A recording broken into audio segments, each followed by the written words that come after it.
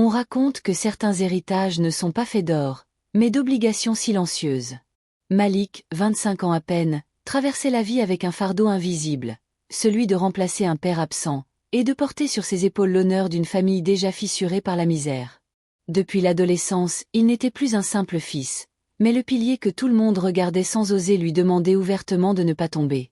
Sa mère, malade et vieillissante, comptait sur lui pour survivre.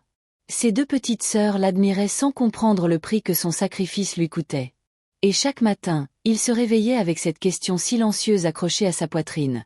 Jusqu'où faudra-t-il que j'aille pour que la famille tienne debout? Loin de vivre ses rêves, il survivait pour les autres. Malik avait grandi avec l'idée que son bonheur pouvait toujours attendre, qu'il n'avait pas le droit à la fragilité. On l'appelait « le courageux », alors qu'en réalité, il se sentait parfois étouffé sous les attentes. Autour de lui, tout semblait réclamer quelque chose. Un loyer à payer, des médicaments à acheter, une promesse à tenir. Il marchait avec l'allure d'un jeune homme, mais l'âme lourde comme celle d'un vieillard. Un soir, alors qu'il rentrait du travail, les mains vides et le regard épuisé, il surprit la conversation de sa mère avec une voisine. « Il fait tout ce qu'il peut, mais cela ne suffira jamais. » Ces mots le transpercèrent. Non pas parce qu'ils étaient durs, mais parce qu'ils étaient vrais.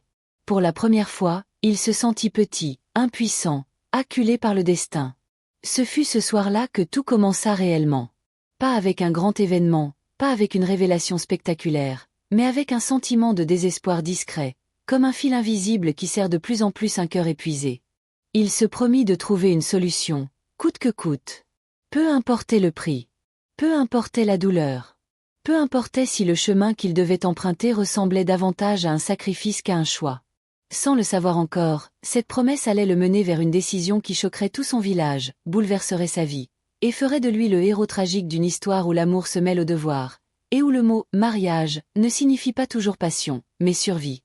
Les jours passaient, identiques et oppressants. Malik travaillait sans relâche, mais ses efforts, comme des gouttes d'eau tombant sur une pierre déjà fendue, ne suffisaient jamais à apaiser la détresse qui envahissait son foyer. Les dettes s'accumulaient, la maladie de sa mère s'aggravait, et l'espoir semblait s'éloigner un peu plus chaque matin. Il tournait en rond dans une vie trop étroite pour ses rêves, mais trop lourde pour ses forces. Un après-midi, alors qu'il effectuait les travaux occasionnels dans le quartier des familles aisées, il fut appelé par un domestique. « Madame souhaite te voir », lui dit-on avec un ton solennel. Malik ne comprit pas d'abord. « Quelle madame ?» On le conduisit dans une grande maison, immense et silencieuse, décorée comme un musée vivant du passé. C'est là qu'il la vit pour la première fois. Une femme âgée, assise dans un large fauteuil en velours, le regard calme mais pénétrant. Elle s'appelait Madame Yasmina, 85 ans, veuve richissime et solitaire. Elle l'observa longuement, comme si elle lisait à travers lui. « On dit que tu es un garçon dévoué, et que tu portes ta famille seule, murmura-t-elle.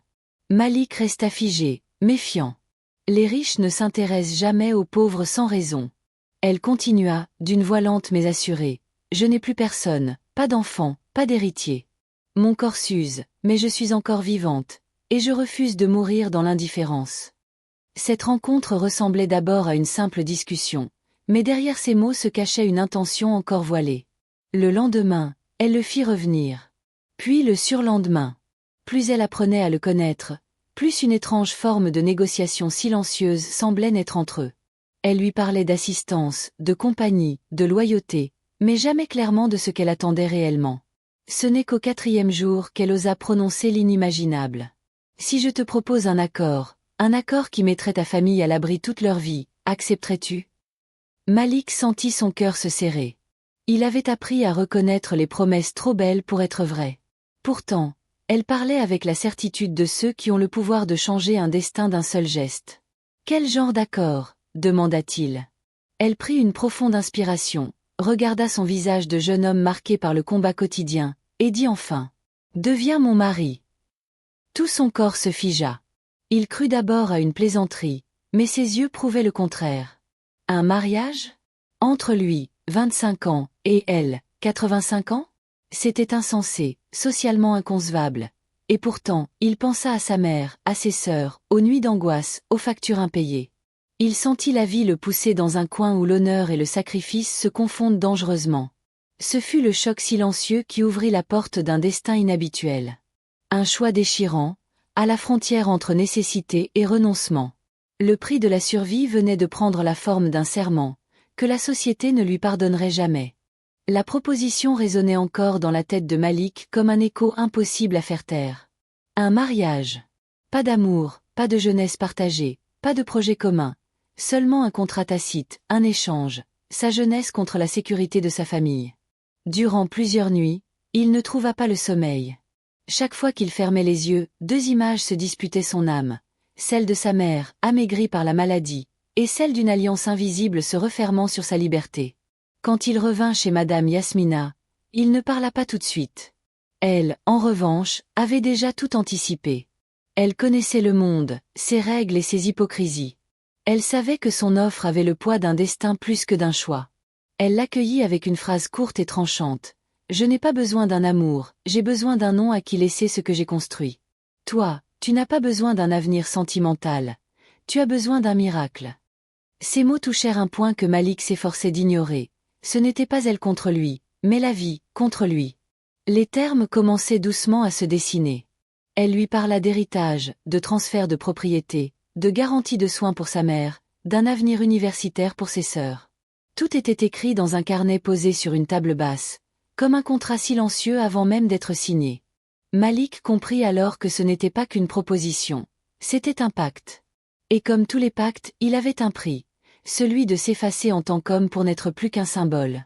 Il lui posa une seule question. « Pourquoi moi ?» Elle répondit sans détour. « Parce que tu n'appartiens à personne, et que tu n'as plus rien à perdre. » Cette vérité lui brûla la poitrine. Il ressentit une étrange blessure. On ne lui proposait pas cela pour sa valeur ou son cœur, mais pour son désespoir.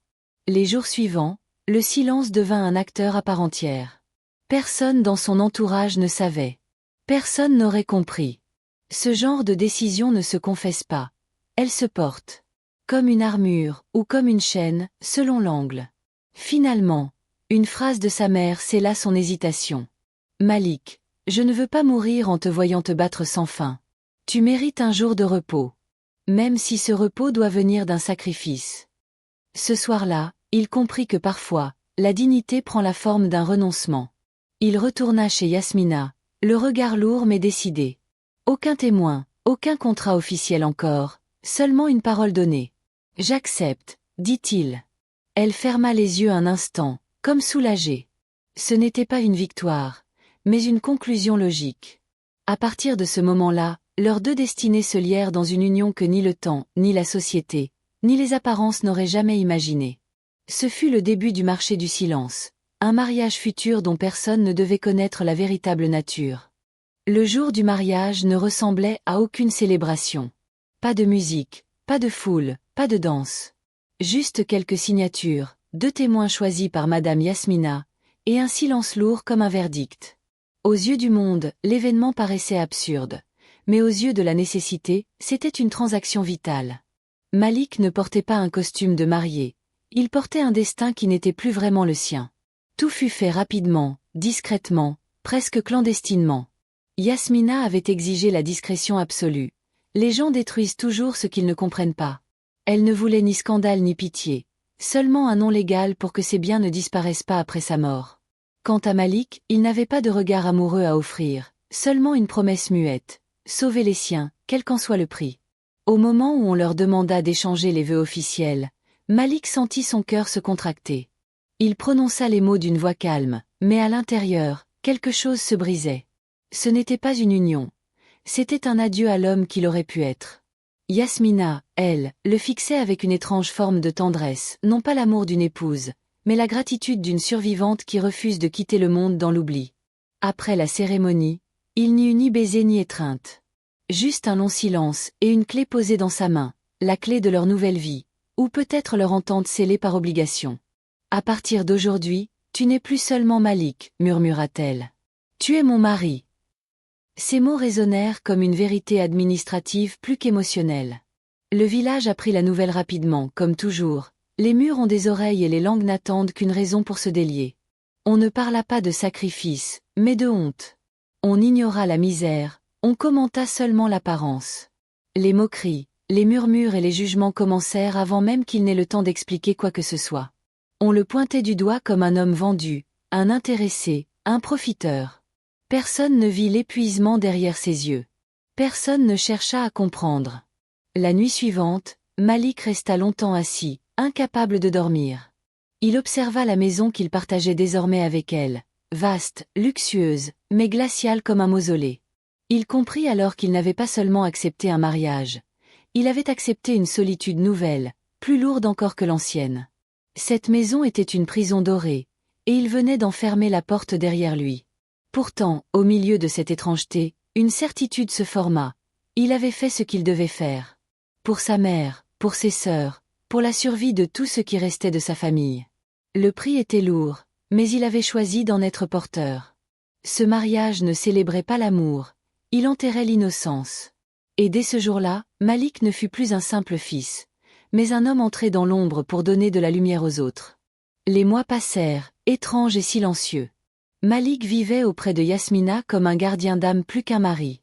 Il l'accompagnait dans ses rendez-vous médicaux, l'écoutait lorsqu'elle parlait du passé, et lui tenait parfois la main lorsque la solitude devenait trop lourde pour elle. Peu à peu, il découvrit que derrière l'apparence froide de la richesse se cachait un vide encore plus profond que le sien. Elle avait perdu un mari trop tôt, puis la vie lui avait retiré tous ceux qu'elle aimait. Il comprit alors qu'elle ne cherchait pas un époux. Elle cherchait une présence avant la fin. Entre eux, il n'y eut jamais de passion, mais une étrange forme de respect. Une alliance de deux êtres brisés par des manques différents. Elle l'avait choisi pour survivre au silence, il l'avait choisi pour sauver les siens. Et parfois, lorsque le regard des autres devenait trop lourd, cette complicité discrète était la seule chose qui l'empêchait de s'effondrer. La santé de Yasmina déclina lentement. Ses gestes devinrent plus lents, sa voix plus fragile, comme une flamme qui vacille avant de s'éteindre. Une nuit, elle l'appela près de son lit et posa sa main tremblante sur la sienne. « Tu m'as offert plus que ton nom. Tu m'as offert une fin qui ne ressemble pas à un abandon.